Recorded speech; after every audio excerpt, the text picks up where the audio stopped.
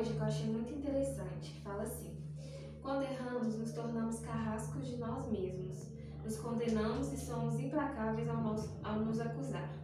Cedemos às setas do diabo. Eu achei essa frase interessante porque todas as vezes em que a gente se depara com o nosso erro, a gente pensa: nossa, eu não sirvo para nada, eu não sou um cristão verdadeiro, eu sou uma farsa, eu posso desistir de acreditar em Deus. Mas isso, eu acredito que é muito, além de ser algo nosso, que a gente se cobra muito, é também das setas de Satanás, né? A Bíblia fala de muitas pessoas que erraram, tiveram vários erros, só que elas se arrependeram e Deus voltou teve misericórdia dela, voltou a acreditar nela. E hoje eu queria falar de uma dessas pessoas, que é da história de Davi. Davi, como algumas pessoas sabem, ele foi um homem escolhido por Deus, ele fez muitas coisas para Deus, ele teve estratégias vindas de Deus, mas em determinado momento ele caiu em pecado, né? E só que o que eu achei interessante da história de Davi não foi a questão do pecado, mas ele se arrependeu e pediu para Deus sondar o coração dele, pediu para poder Deus mudar ele, né? E ele foi uma das pessoas, um homem segundo o coração de Deus. E o que fez Davi ser um homem segundo o coração de Deus? Foi o arrependimento dele. Lá em Salmo 145:4, fala o seguinte: Deus ampara todos os que caem e endireita todos os curvados. E eu acho que isso teve muito a ver com a história de Davi, que teve muito a ver com a nossa história também. Porque todas as vezes que nós caímos, todas as vezes que a gente tem alguma dificuldade, Deus se compromete a nos levantar, Deus se compromete a nos endireitar. Lá em Romanos 7:21, vou ler aqui.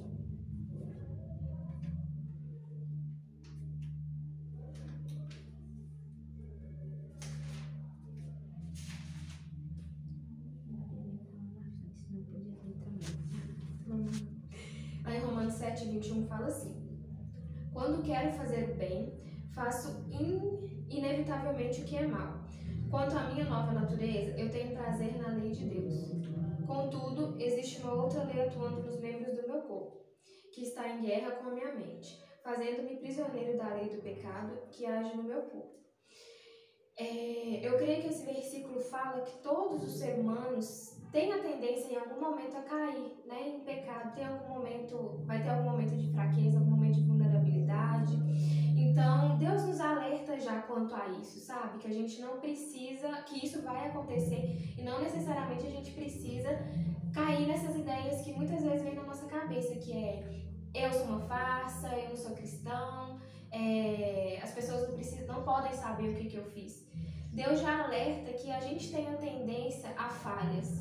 E eu acho que uma coisa interessante, uma preocupação de Deus quanto a isso, né, por ter falado isso pra gente, é para que a gente tenha essa ciência de que a gente erra mesmo, né? Que a gente não precisa, às vezes, se cobrar ou sair da presença de Deus porque a gente cometeu algum erro. Mas se permitir, como Davi, se permitir voltar. Se permitir voltar ao caminho que Deus quer que a gente siga, né?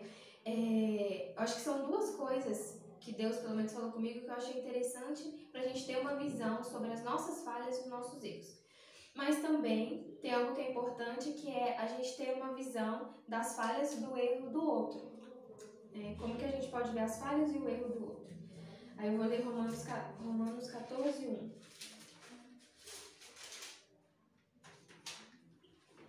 Que fala assim: deem uma calorosa acolhida a qualquer irmão que deseje unir-se a vocês, mesmo que a sua fé seja fraca. Não o censurem por ele ter ideias diferentes das suas, a respeito daquilo que está certo ou errado. O que eu achei interessante nesse versículo foi que está escrito: deem uma calorosa acolhida. Quando a gente fala de acolhida, Deus também nos acolhe quando a gente decide voltar ao caminho dele. Depois que a gente comete algum erro, a gente fala: Deus, me perdoe, Deus, endireita a minha mente, meu coração, para que eu possa voltar a te servir e fazer as coisas da melhor forma. E ele espera que a gente faça isso com o outro também, que a gente dê uma acolhida ao outro também. E em Romanos 14, 10, fala o seguinte: vocês não têm nenhum direito de julgar um irmão ou olhar com desprezo para ele.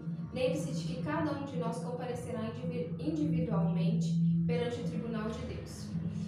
Eu também achei interessante esse versículo porque Deus não quer que a gente se julgue e Ele quer que a gente também não julgue ao outro pela fraqueza, pela vulnerabilidade, pelo momento de falha.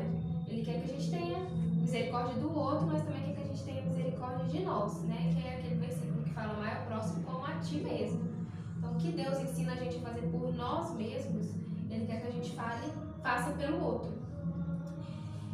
Então é isso, assim, eu acho que duas coisas que Deus quer ensinar pra gente é a visão que a gente tem que ter sobre nós com relação aos nossos erros, para que a gente não se culpe mais do que o necessário, que a gente às vezes saia do caminho que a gente está seguindo com Deus e não volte, porque não é uma falha que vai definir a gente, né?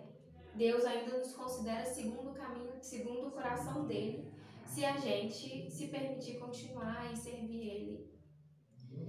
E a segunda coisa é a nossa visão com relação aos erros do outro, porque muitas vezes a gente taca pedra, muitas vezes a gente não respeita, né? Mas a gente precisa aceitar que o outro também vai errar e esperar que isso vai acontecer no sentido de acolher, no sentido de não julgar. Isso.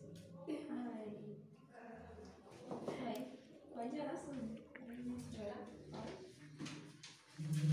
Deus, eu te agradeço por mais um dia, eu te agradeço pela oportunidade de a gente estar aqui reunido hoje, Deus. Muito obrigada. Eu peço que o Senhor abençoe a vida de cada um aqui, que o Senhor abençoe a vida do Alisson, que o Senhor abençoe a vida da Bárbara, que o Senhor abençoe a vida da Sabrina, que o Senhor abençoe a vida da Lohane e a minha vida, Deus. Que o Senhor derrame sobre cada um as bênçãos que estão retidas nos céus, Pai, em nome de Jesus, que o Senhor possa endireitar os nossos caminhos, que o Senhor possa nos dar a visão, Deus, de que o Senhor não é um Deus que condena, mas é um Deus amoroso, que espera a gente voltar para os caminhos dele quando a gente comete algum erro, Pai. Que o Senhor nos dê essa consciência para que a gente não ande perdidos, que a gente não ande sem o Senhor, para que a gente não te abandone, Pai. Que o Senhor abençoe também a vida da Jacilene, da família dela, que não pôde estar aqui hoje. E que o Senhor nos reúna mais uma vez na semana que vem, Pai. Que o Senhor cuide da nossa semana. Que o Senhor nos proporcione semana que vem mais um encontro. Em nome de Jesus.